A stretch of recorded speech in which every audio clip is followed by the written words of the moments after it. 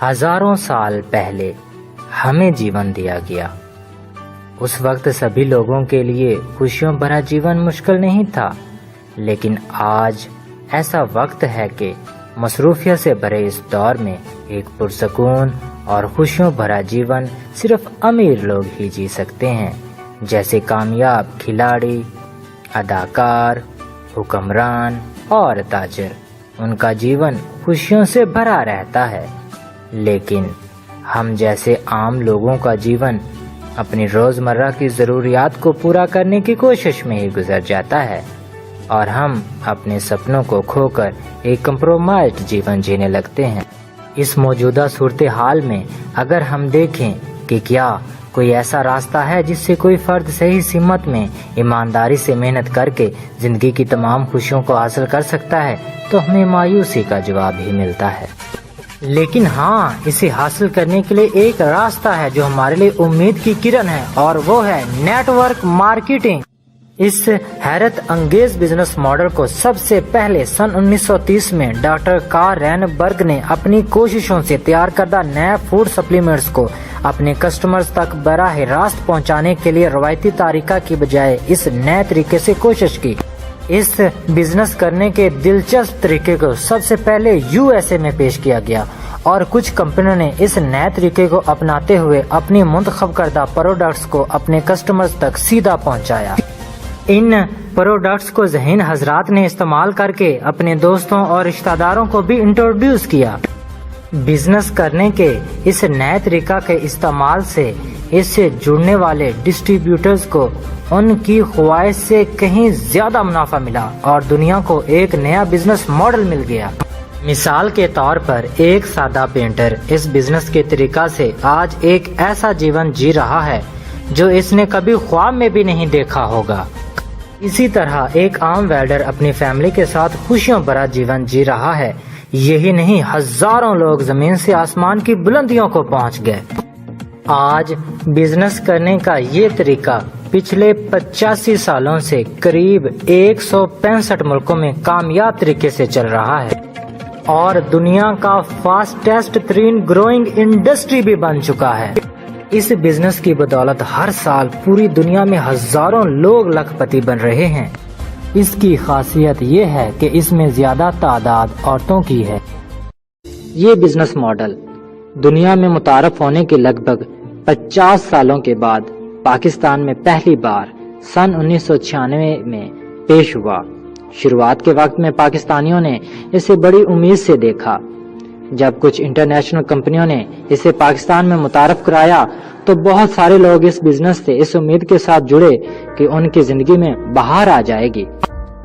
بھلے ہی ان کمپنیوں کے پروڈکٹس اچھی کوالٹی کے تھے، لیکن ان کی قیمتیں بہت زیادہ ہونے کی وجہ سے عام لوگ اسے خرید نہیں سکتے تھے، اور ان کا ٹارگٹ بہت مشکل ہوتا تھا۔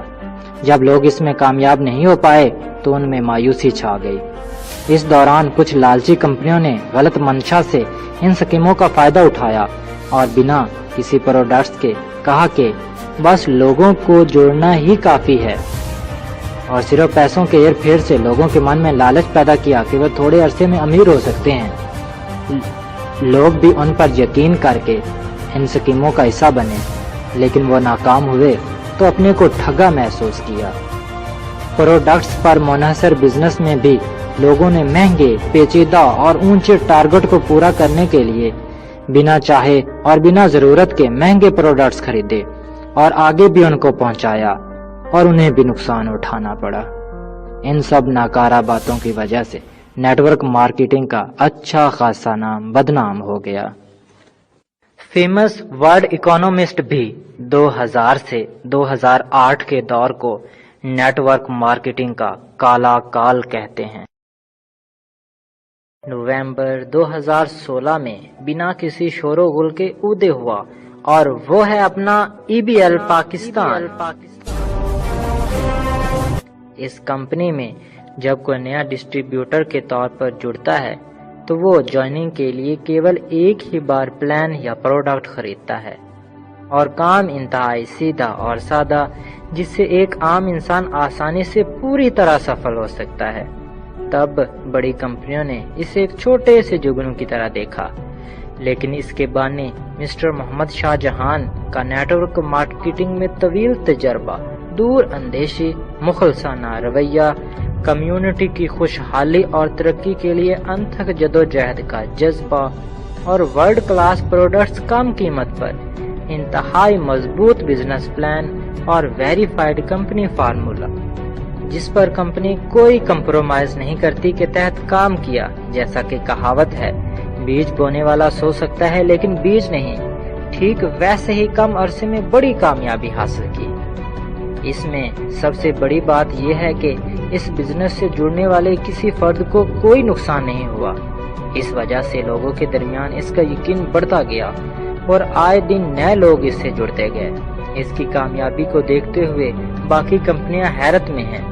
سوشل میڈیا کی سب سے بڑی کمپنی فیس بک نے بھی پاکستان میں EBL کی خدمات کو اس کے مضبوط بزنس پلان اور ویریفائڈ فارمولا کی بدولت سراہا ہے۔